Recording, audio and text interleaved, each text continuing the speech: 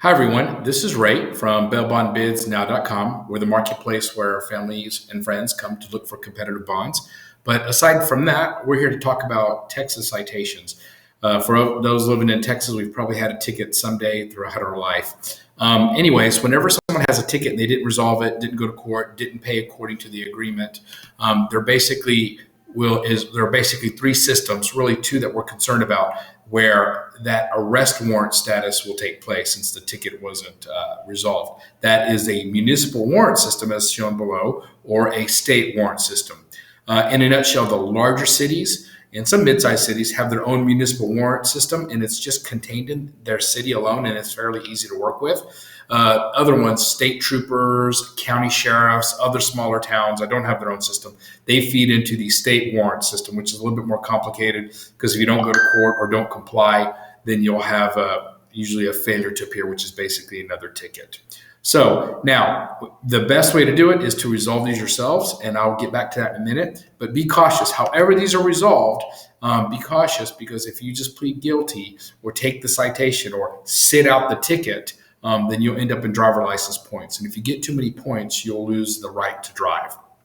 Now, when somebody is arrested on a warrant, be cautious because sometimes it's just one ticket and they'll tell you or give you the opportunity to sit it out, which is fine. But remember, you're going to get points in all likelihood unless you work it out with the municipal judge at that time.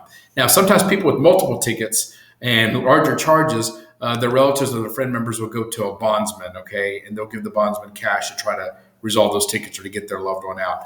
And it's out of an effort to try to help, the bondsman will usually go and they'll pay those tickets to try to get somebody out so the family member doesn't have to deal with all the local court systems.